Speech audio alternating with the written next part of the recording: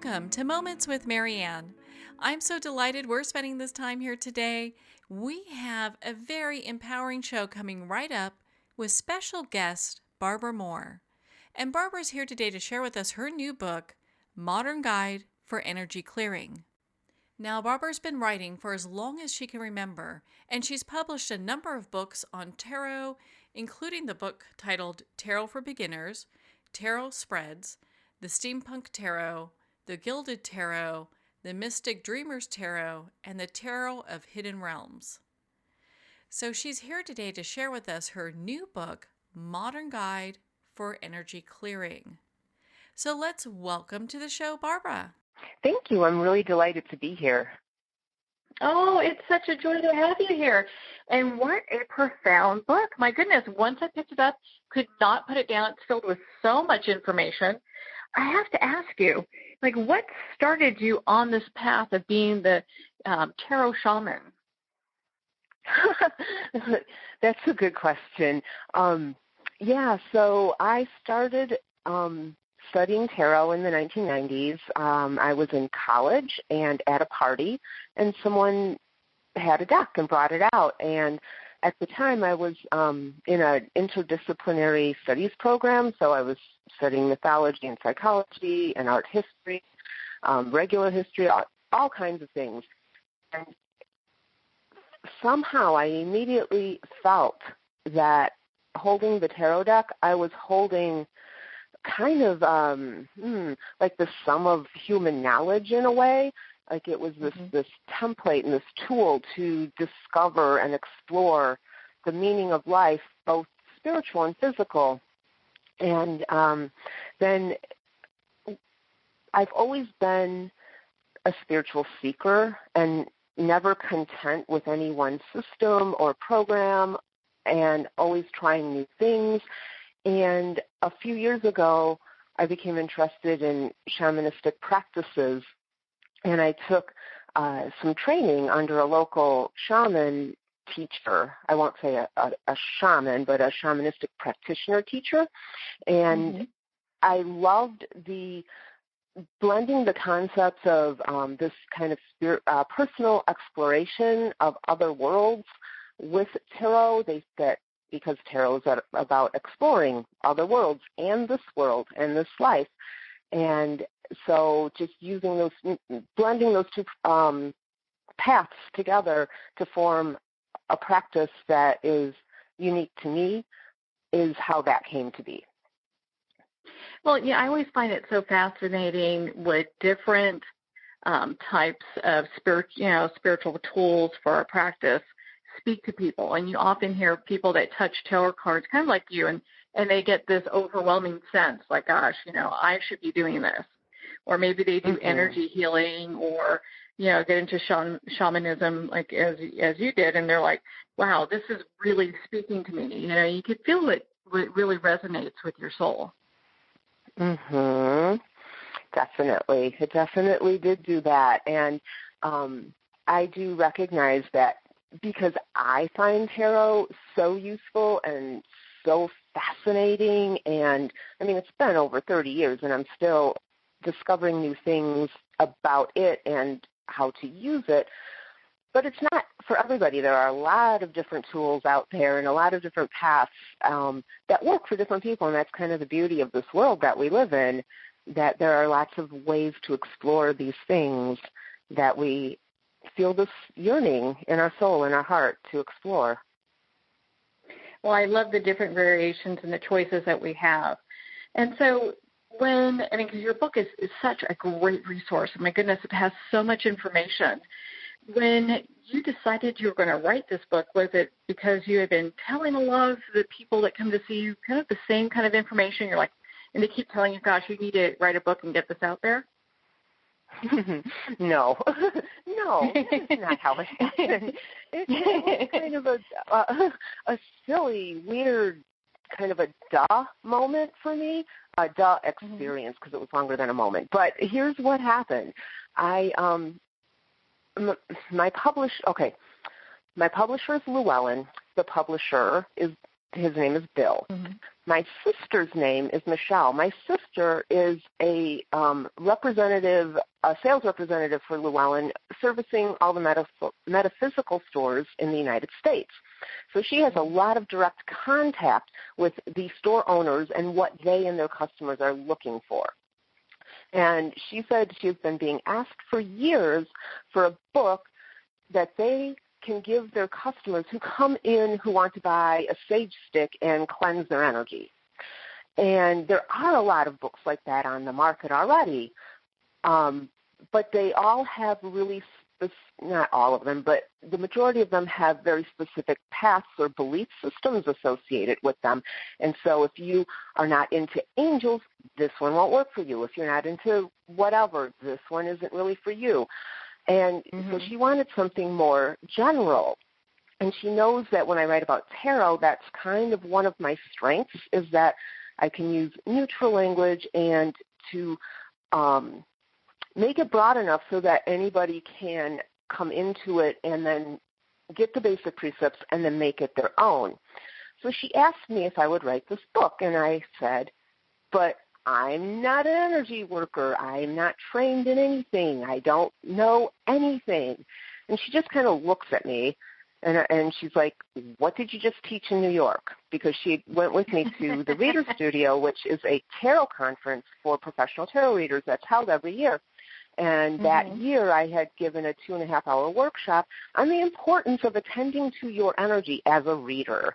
And I'm like, oh, yeah, I guess I do know something. And she's like, and don't people hire you to cleanse their houses? And don't you do this and don't you do that? And I'm like, oh, well, maybe I do know a little something. I just had never thought of it that way because it had unfolded naturally throughout my life, and it wasn't an applied study or any kind of specific training.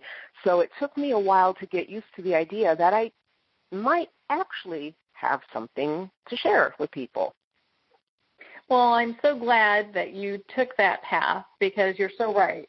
I know, and I've had friends when we go to metaphysical stores and we pick up sage or, they have different woods you can burn with. It's kind of like, okay, now what do we do? We got part of the tool, but we don't have the rest of it. And if someone doesn't really want to get into, let's say, any specific like modality, when we talk about angels, we talk about, people, another one that's kind of popular with this would be Wiccan. It's kind of nice to be able to do it in a approach that, because just like we wash our bodies, we need to wash our energetic bodies and our energetic space, and that just makes sense. Yeah. So I'm glad you said that because using the maintenance of our physical bodies is a metaphor that I use a lot in the book. And in fact, when I was writing the book, I was not really thinking of it as energy clearing because that's really just one part of it. In my head, I was thinking of it as energetic hygiene or wellness or fitness. And, of course, the publisher is like, those titles are not sexy. We're not using those. So, but yeah, hygiene, basic hygiene, keeping ourselves clean and clear and flowing is just as important as flossing our teeth. Well, and so for our listeners that are new and, and doing kind of what I've done with some of my friends in the past, and we just walk into a store and pick up, a thing of sage, what are some of the terms that they need to know in moving forward? What are some of the common terms? Oh, okay. Common terms. Well, energy clearing is clearing your energy. At least these are how I use them. And then energy cultivation is after you've cleared the energy, you want to cultivate the energy that you continue to bring in and put out in the world. Vibration is another word that's used a lot, and I think a lot of people can instinctively relate to that idea.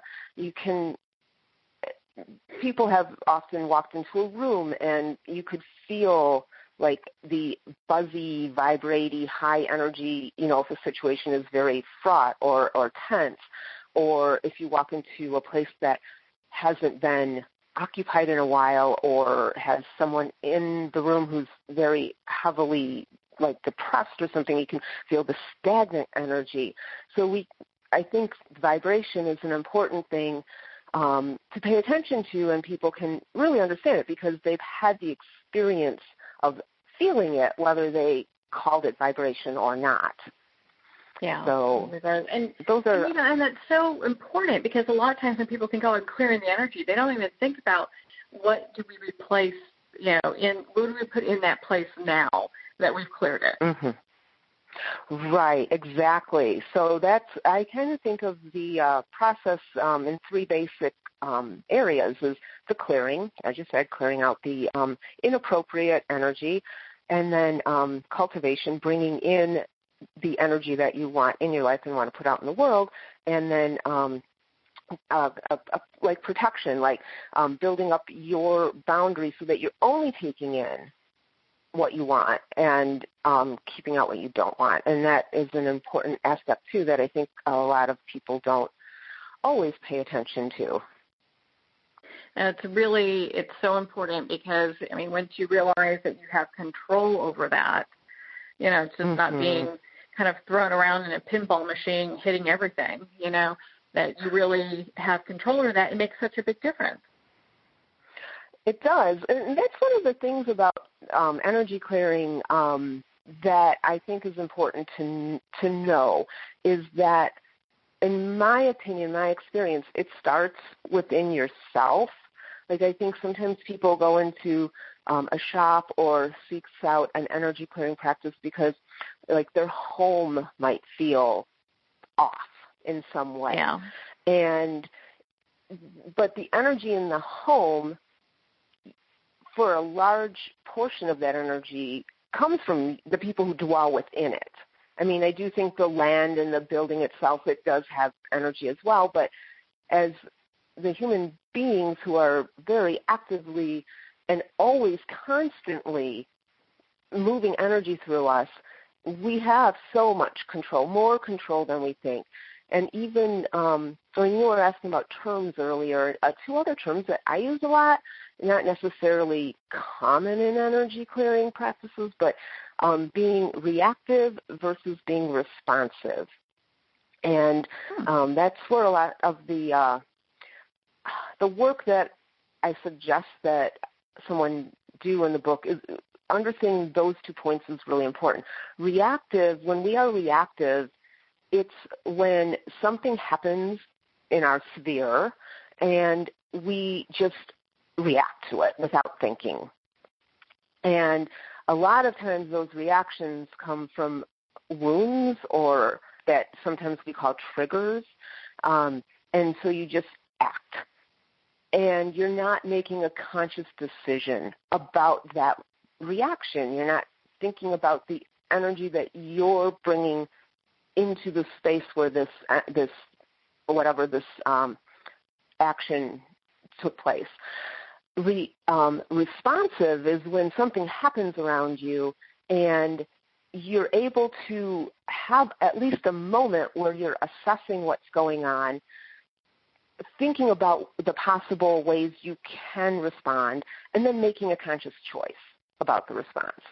And really, to me, this is the hardest part and also the key to being able to move forward with this kind of practice in a very effective way. Because if you can't control the energy within yourself, if you can't manage that, you're going to have a really hard time managing anything around you, because even if you do clear the space in your house, you're going to be bringing back the energy that you just tried to clear. So I believe it all starts with ourselves.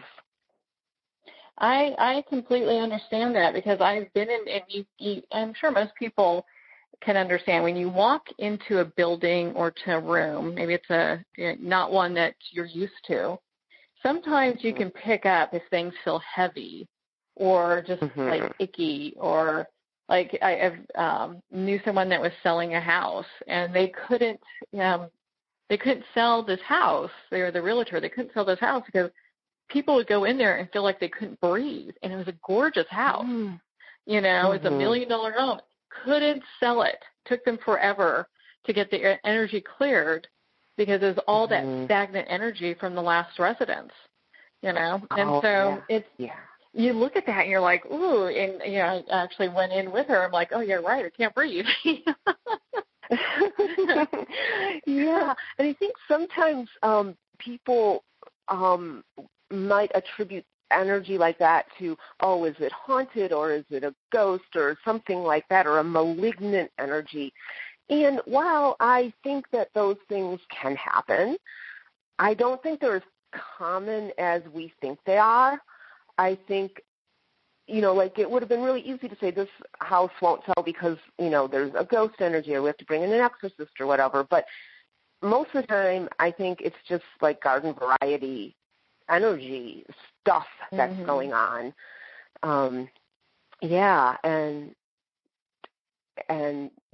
That makes left over from the last residence, Right. Yes, thank you.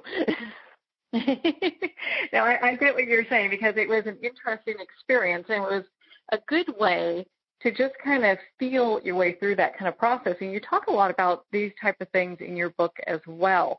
We're more of getting into how we're feeling and also looking at our energy in a different way, which most people, sometimes they're just like energy sminergy. It doesn't have anything to do with me, but we are energy. We are energy, and I think that we can manipulate, transform. I think we can transform energy too. Because energy can come into us, and then like when we clear it, how we put it back into circulation, we can adjust that or temper that. So it's not just, energy isn't a constant. It isn't always the same. I think that we can manage that and, like I say, temper it. If we have a lot of angry energy in that us, we can recognize that and then recognize that it's like a powerful energy and it's a willful energy and it doesn't have to be destructive but it doesn't need to be in us right now, and we can release it in a more positive or beneficial. I don't even want to say positive. In the book I talk about energy not being positive or negative, but being appropriate or inappropriate. And I think that is a good habit to get into. And as you see, I still use those words, positive and negative, sometimes because we are so used to thinking in a binary, something is good or it's bad, but sometimes that's too strong of a judgment. Well, and so let's talk about, and this is kind of a good way to kind of dovetail into what my next question is here for you. It's about self-care. And so a lot of times people, and we've been kind of touching on some of this already, but, you mentioned in your book, you talk about energy health basics. And for a lot of people, they might go, what is that? What does that even mean? So I'd love for you to share with our listeners kind of just some of your thoughts behind that. Oh, okay. So energy health basics. So we need, basic energy health.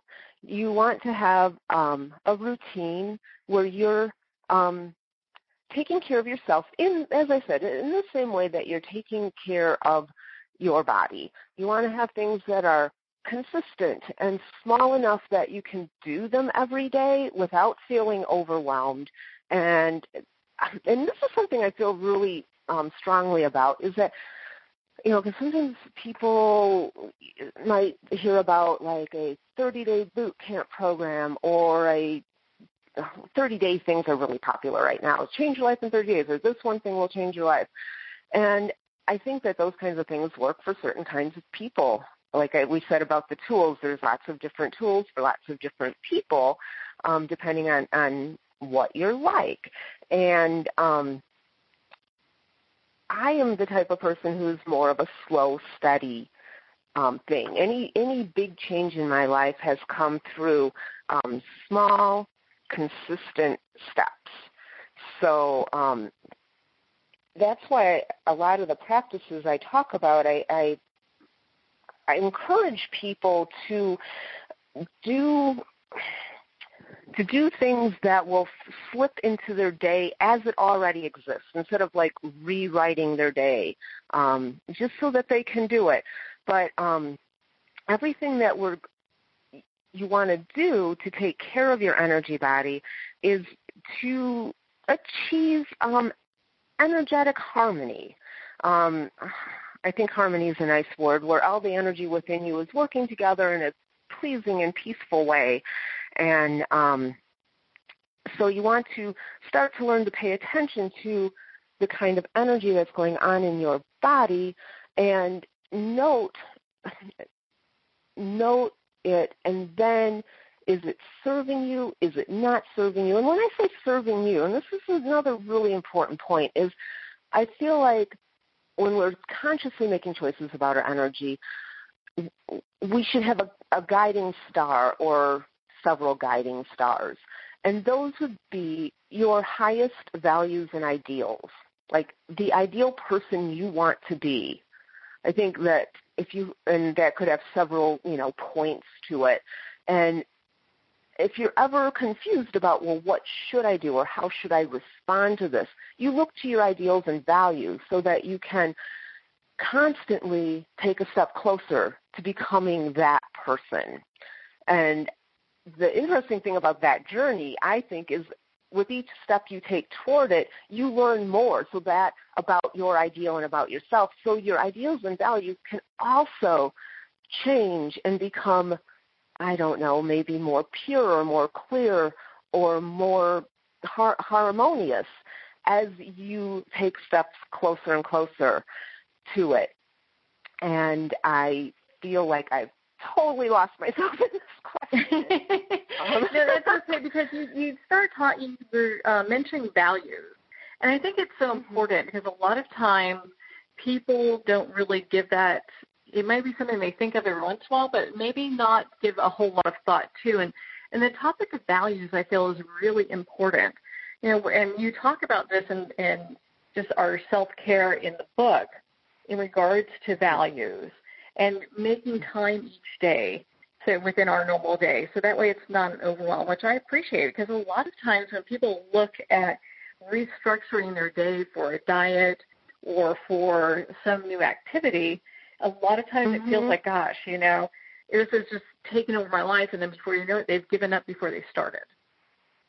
Right. And so if you think about things you do every day, how can you blend that with an energetic practice that will help you in the long run, step by step? So most people brush their teeth at least once a day. Well, while you're brushing your teeth, what else are you doing? You're usually thinking about things. Well, can you focus on an affirmation or focus on prayer or be giving a blessing while you're doing that? People drive to work every day. Not everybody, but some people drive to work every day. What are you doing in the car while you're driving?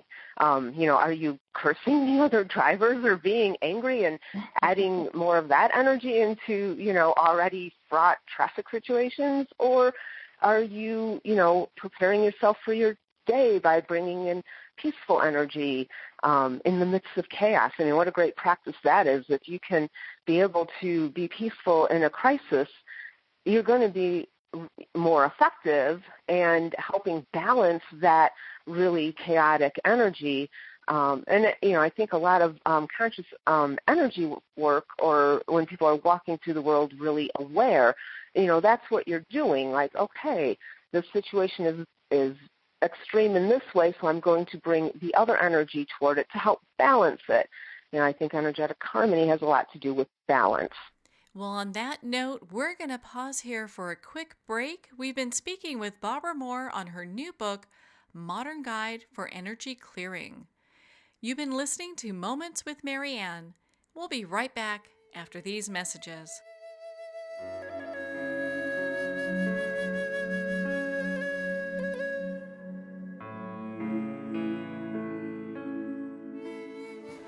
Internationally recognized and award-winning author Judy Goodman works and teaches outside the box of limited thinking. Working with people from every walk of life, her goal is to empower you to be the best you can be, no matter what the challenge is. Born with the gift of seeing beyond our normal vision, she has an extraordinary gift of working with every challenge. Teaching beyond conventional wisdom, her work is described as life-changing. Visit judygoodman.com. That's judygoodman.com.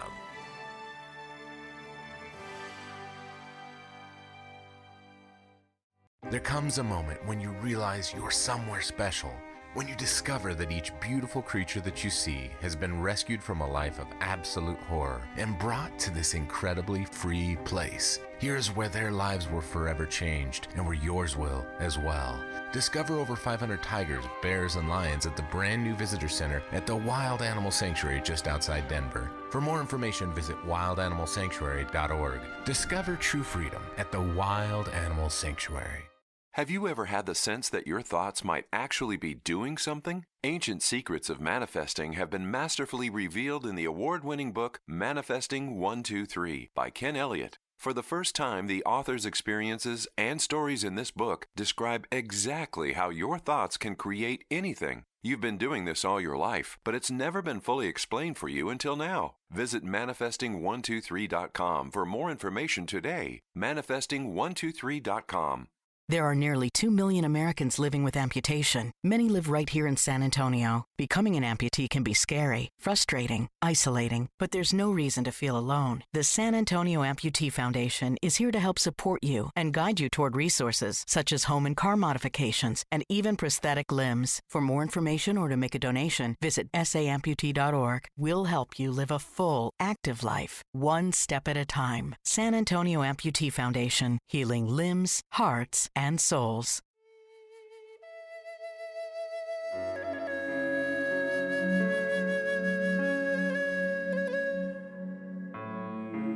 Welcome back to Moments with Marianne. We're here today with special guest Barbara Moore, and she's sharing with us her new book, Modern Guide for Energy Clearing. So, Barbara, I've got a question here for you. In your book, you do talk about consciously applied chaos. And I was really intrigued by that because there's most people do not. I mean, there are people that do have the opportunity to be in complete silence at the top of a mountain and they can meditate, no problem. But you're always going to have that one bird that's chirping or the woodpecker that's trying to bring the house down or something that will disrupt that moment of perfect peace. But for the rest of us that live in cities and in the real world, I mean, we're constantly bombarded with, noise, chaos, and, just things going on, having to deal with one thing or another. So I would love for you to just kind of share with us a little bit more about the chaos. Like how do, I think it's perfect to be able to be mindful in whatever state you're in. Mhm. Yes. And so if you are in an environment that's really chaotic, well, you're going and you want to, be calm or steady or stable, you are going to counterbalance that chaotic energy with, with some groundedness. But on the other hand, if you feel like you're in a stagnant state, and you want to liven that energy or raise that vibration, I have found that consciously applied chaos can be a great antidote for that. And this isn't even like a new idea. Well, none of my ideas are new, but I've been practicing art lately, learning to draw and whatnot, and a lot of artists I've studied from, say if you are stagnating or plateauing in your art journey and in your building your skills, do something different, draw a different subject, use a different medium. And to me, that's consciously applied chaos. You're taking a situation that is in this particular pattern with a low vibration and kind of just maintaining, and you bring in something new that's going to liven up that energy. And the first time I actually did this consciously was, quite a number of years ago, but I used to live by this lake, and I'd walk my dog every morning around the lake, and we always went counterclockwise around the lake. And I heard this podcast or something, read an article, I don't remember what, that said do something different than you normally do. And so, I was thinking, well, I am kind of stagnating with this project or whatever I was doing. And so walk around the lake in the other direction. Just a small thing like that, because then you're seeing things that you've seen every day from a different point of view. And even that can change your energy. So, consciously applied chaos. Small, not necessarily, bringing in, in tarot we would call it the tower card, not bringing in, this huge lightning bolt to, destroy everything, but just bringing in a little chaos to kind of liven up this energy that might be kind of swampy and stagnant. Well, and I think that's pretty, that's pretty entertaining in itself, because, how often are we going to have, again, perfect peace? I think being able to be in the here and now and apply, the tools that we have during chaotic times makes us just that much stronger. Right. Well, and if you're in a chaotic environment, I would not use consciously applied chaos in that case, because you already have the chaos. But if things are chaotic, I would, do a more grounding practice, breathing is always a good one, because you can do it anywhere because you're doing it anyways.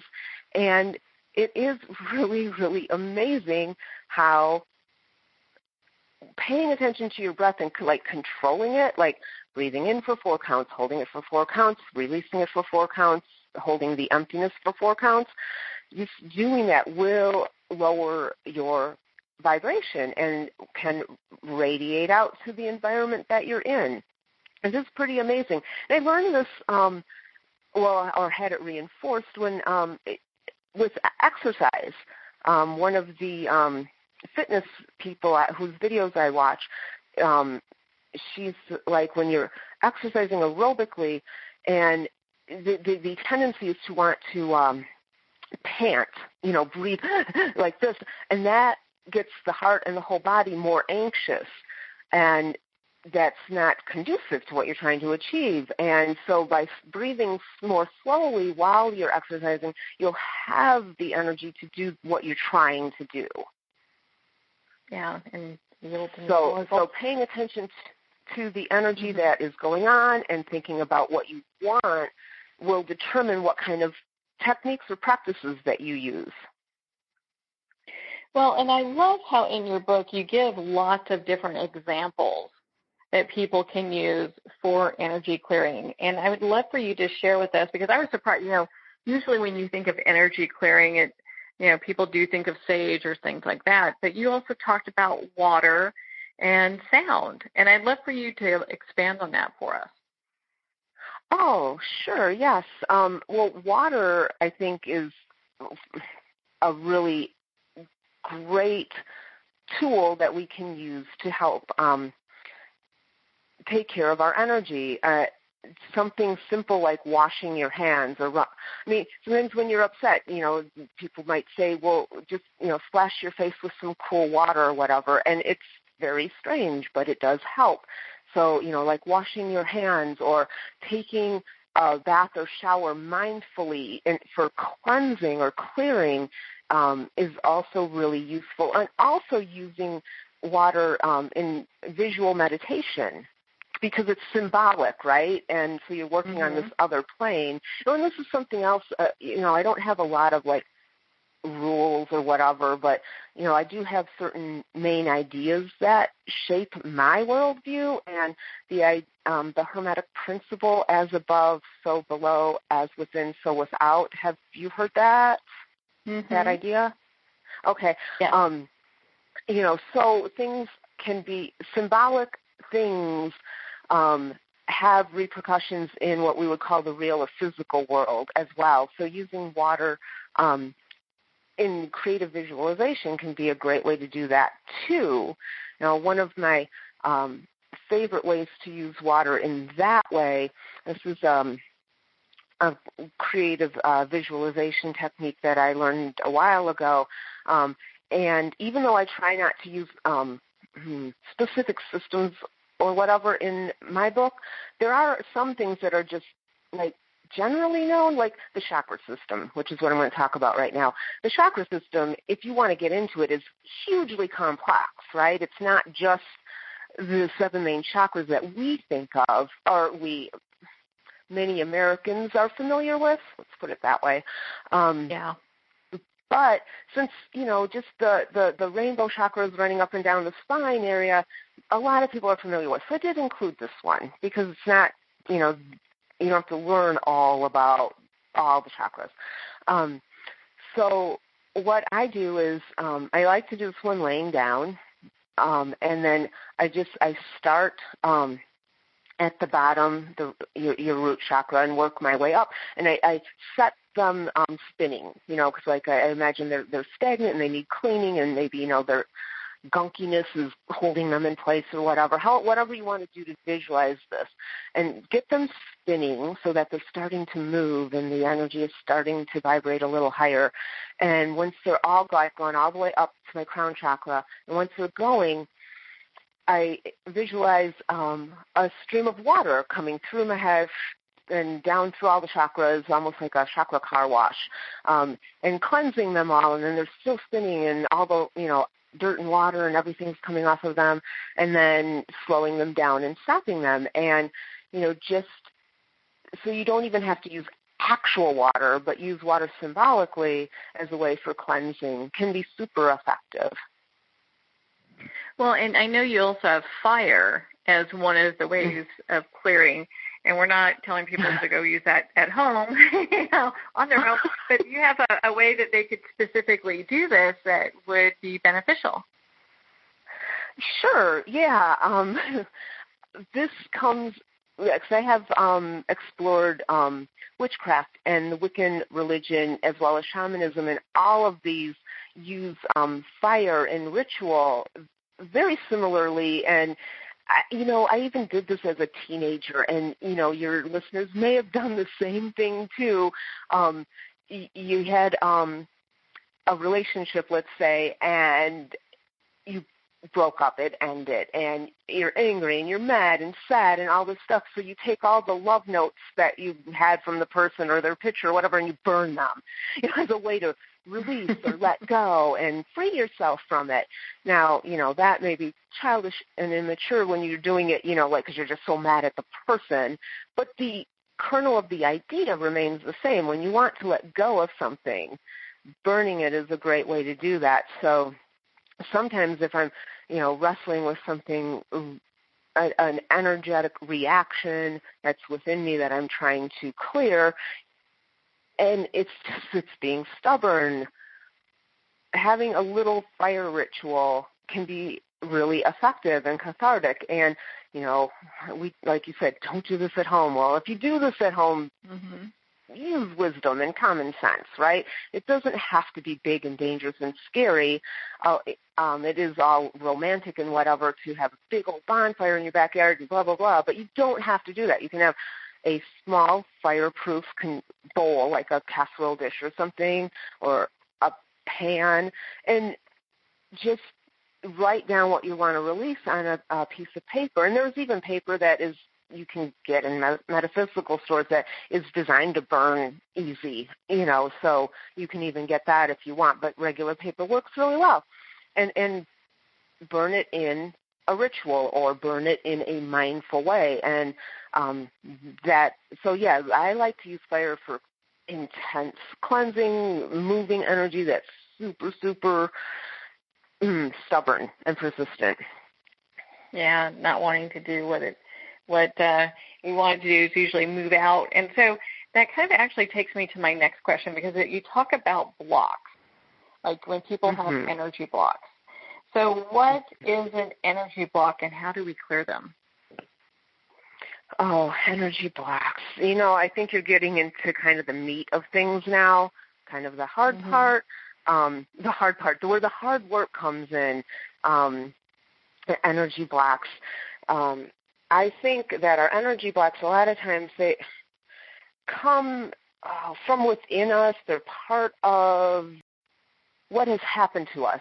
Like, as we're everyone growing up, things happen to you to cause wounds or scars. And left unattended, these things create these blocks or these cycles or things that we keep doing over and over again that become a reaction or a habit. Well, I know a lot of times when we look at, like, if someone has had a teacher that has said, you'll never amount to anything, or you'll never be someone who, succeeds. A lot of people, when you talk about wounds, a lot of people hold that in their heart as an actual, like, I've been injured with this, and they carry it with them throughout their life.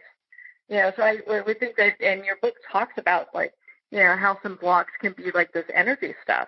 Right. Well, it's all, everything's connected in my worldview. So, yeah, those kinds of things, what you just described, they're part of our psyche, and they do create blocks. Blocks, I think, one of the things they are is anything that keeps you reacting rather than responding. So, and I guess I also want to make kind of clear, and I try to make this super clear in the book too, because I have a problem with the word trigger when it's being used not by someone who has an actual, like, PS, post-traumatic stress syndrome. A lot of people walk around, they talk about a trigger as if it's a pet peeve or it's an excuse to not do what their ideals would have them do. We were talking about values and ideals, and we have to always go back to that. What is energetic harmony? A simple answer might be a state wherein you are able to express your ideals and values in your thoughts, words, and deeds. So those things that happen to us in childhood, those words that someone said so casually, take a root in our soul and can affect us our whole entire life, keeping us from living our values and becoming the person that we were born to be. And it is, sure, that person's words, maybe even their intent, did that to us. But it happened to us, and they're not going to fix it. I mean, they may not even be in our lives anymore. They may not even be alive anymore. We need to take care of that. And this is where the hard part of energy work comes in, is taking responsibility for these things that have happened to you and are keeping you from being the person that you want to be. And they cause, as I said, energetic blocks. So this I'm never going to amount to anything thing that someone said to you has created a block that is not letting the energy of success or abundance or creativity or whatever the specific thing was from flowing through you in a balanced and healthy and appropriate way. And, so when people think they're going to get a sage stick, burn it, and everything's going to be fine, they're going to be so disappointed, because it's not going to be a long-lasting fix for them. Well, there's more to that equation, so if, you are, and you kind of talked about this a little bit, if you're like an angry person and you're just kind of throwing that out into the world, and then you go home and clear space, but you still are carrying that energy with you, it's going to permeate your space. Well, and also, this is another thing, thinking about personal responsibility, thinking about what we say to people and our words, because, like that example you gave, if someone just says, oh, you're never going to amount to anything, and whether it's something, say a teacher said it to a kid, just once because of a bad situation and the teacher was upset or whatever, all these reasons why it happened, and yet that little seed can take root and really alter somebody's life. And so when we think about the words we're putting out there, I mean, we could be doing that to somebody. And in fact, I learned about a time I did this to my little sister. She's 18 years younger than me. I was a teenager, and she was not a toddler, but a young person. And I said something to her about being lazy. Oh, you're so lazy or something. And I was a teenager, and I don't know what I meant by it. And when we became adults, she told me, it affected her so hard. It hurt her so bad, and it made her so conscious of always making sure she was doing enough and not, and so when I say, we give energy back out into the world too, if you're in the car and you're putting out the angry energy, adding to the already angry energy of a traffic jam, you have responsibility for that, and you have responsibility for things you say to other people. I know it seems like I'm playing both sides of the fence there, right? Because I'm saying you're responsible for what has happened to you. At the same time, you're also responsible for what you do. Well, it's both, it's a balancing isn't it? act, and it's a little bit of both, because as we walk down that path of what spiritual enlightenment means to us, it is watching of what we say, but at the same time, it's constantly doing that work of forgiveness so that we are able to kind of move to a place where maybe things that people have said to us in the past, they're not affecting us. Right, because it doesn't have to. It doesn't have to. Yeah. We can move past this, and it's kind of, in my opinion, part of the point of the journey is to get to the, and like I said earlier, if you can be graceful and calm in a crisis, that's really something, and that's going to be beneficial to the world in general. And so if we are all born, if we are all spirits or souls that have come to this planet in this incarnation for a reason, it becomes easier, and it doesn't become easier. It is our responsibility to try to release that energy, that medicine into the world. And if we're being controlled by things that other people have said or done to us, that's keeping us from doing what we came here to do. Yeah. Well, and so I know you also talk about pets. So how do pets play into all of this when we're, doing energy clearing or, just being responsible for our energy? Oh, well, I can mostly talk about dogs because that's what I have. I've never had cats or anything else, but dogs, and like I said, that idea of as above, so below, and everything is symbolic, and, dogs have always been, symbolic of faithfulness and devotion, and they're just such,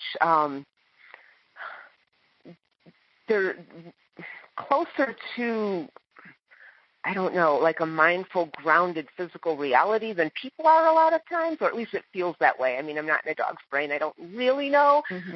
But again, symbolically and just how it feels to me and in my experience. So being with a dog, taking and being aware of like their needs and their wants and what they're looking for can help you to ground yourself. And I've always said there's nothing so grounding and humbling than picking up dog poo. When you're taking your dog out for a walk or whatever, you have to take care of that stuff. And it just kind of helps wipe away some of these, sometimes we get all up in our head, right? We're all tangled in our intellect and our ideas and our thoughts about things, and not in our bodies, and not focused on grounded and really embedded in our physical reality. And being with a pet can really help that. And pets can help you. They comfort you. They can take some of your sorrow or help you express or feel or deal with your sorrow in a safe and non-judgmental and non-demanding way. So things like that. Well, and then how about prayer? How does prayer play a part in all of this? Yes. As I said, I try to keep the language pretty general, and I do use two words, prayer and blessing. And I knew I was kind of taking a risk with those because some people, especially people who have come out of, mostly people I've met have come out of Christian religions who have been badly wounded from those experiences, and so saying things like prayer and blessing can be a little uncomfortable for them. But regardless of that, I think most people who are on a spiritual path do have some kind of a concept of the divine, the universe, a greater being, something like that. Many different names for it, but just this idea that there's something more, but also that connects us all. And so through prayer, you can, I list that as one of the energy clearing techniques, because in prayer, you go and you're alone, you don't, there's no ego, there's no social ramifications, it's just you and the divine, or your concept of the divine, in a conversation. And something about that can really help people's hearts to open up, because they don't have to posture or worry about someone else's response or judgment. And being in the state of prayer where you're open and communicating with the divine can help us to find our way to our, like I said, our goals and our values. It can also help provide comfort for us, and stabilizing, soothing, calming energy can come through prayer. Oh, and I really like the conversation part of that, because it really is a conversation with something that's bigger than us. That language comes from my work with tarot. A lot of modern tarot readers consider the cards as a tool that can be used to help, the reader can help their client have a conversation with the divine. A divination, actually, the word divination, some people say, has its roots in the idea of conversation with the divine. So I think that is, even if we just think of it as the divine part of ourselves, maybe in some ways that could be even more powerful, because, you're thinking of it as something that is already in you. The spark of the divine resides within you. And if you're, sometimes you can think of yourself as being like different parts. So you have like your part that's wounded in this way, whatever way that is, talking with the part of you that is divine light. Well, what would your divine light part of you say to that wounded part of you, and how would the wounded part of you respond to that? Can be really healing, just, in your darkened bedroom, being quiet with your idea of the divine can be so healing and so restorative. Yeah, having that process. Well, and it's interesting when we start, at least for me, when I started having that conversation, because I grew up in a Christian community that, as Catholic, so we have the Pope, and we've got priests and nuns, and a lot of very spiritual people, but a lot of times it takes away that personal connection, because we're kind of having at least for me, that's what I felt like. It felt like I was having a third party that was involved. So when we look at kind of redeveloping what we would like that relationship to be, having prayer as an example of just a conversation, I think is a good way to go, because it really is. It's kind of like, oh, okay, I can start from here. I can just have a conversation. Yeah. Yes. I know. Just making things more simple can be really astonishing and really kind of blow your world wide open. Something just as simple as having a conversation with the divine. You don't have to have an elaborate ritual or do anything crazy. Just talk. A lot of times, if someone's having trouble with a relationship with someone, I often say, just use your words, tell them, ask them, talk to them, and you can do that with the divine as well. Yeah. Talk, communicate, so important. have, well, and it really is a communication, when we look at it. And, I really appreciate your book, Modern Guide for Energy Clearing, because it covers a lot of different avenues that I think a lot of people have questions in regards to. It's like, gosh, when I clear my space, when I'm taking care of me energetically and me physically, what are some of the things that I should have as considerations, And you really kind of boiled it all down to a very resourceful book. Oh, thank you. Thank you. One of the things that pleases me about it is and how I send it out into the world hoping it'll be useful is, not necessarily to tell somebody what to do, but to help them to think about their own idea of what is energy clearing, what is energy cultivation, where does energy come from, where does it go,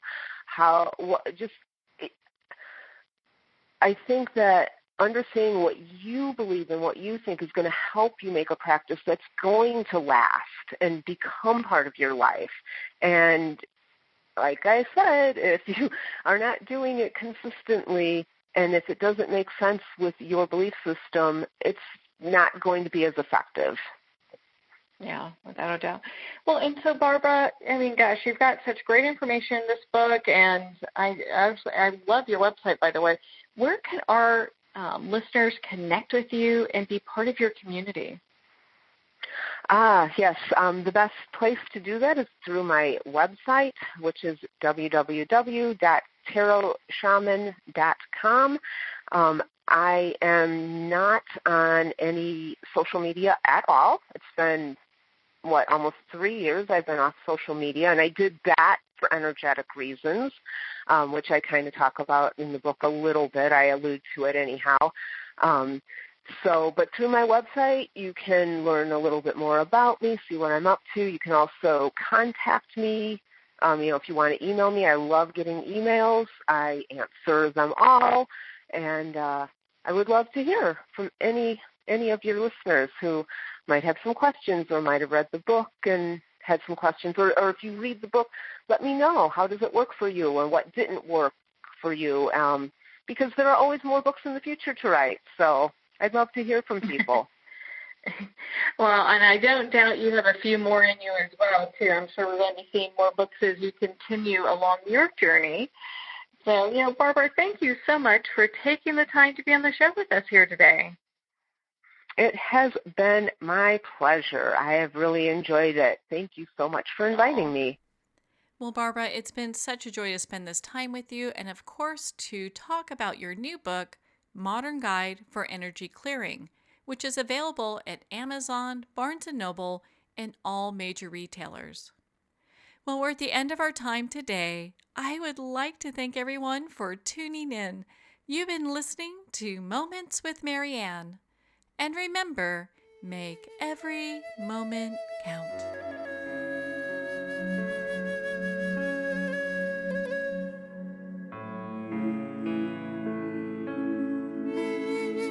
In a single moment, your life can change. Moments with Marianne is a transformative hour that covers an endless array of topics with the best of the best. Her guests are leaders in their fields, ranging from inspirational authors, top industry leaders, and business and spiritual entrepreneurs. Each guest is gifted and a true visionary, a recognized leader in her own work, and while teaching others to develop, refocus, and grow, Marianne will bring the best guest and sometimes a special surprise. Don't miss this. You never know just which moment will change your life forever. Moments with Marianne airs every Thursday, Friday, and Sunday at 8 p.m. Eastern, 6 p.m. Mountain Time. Make sure to tune in and visit momentswithmarianne.com for more information.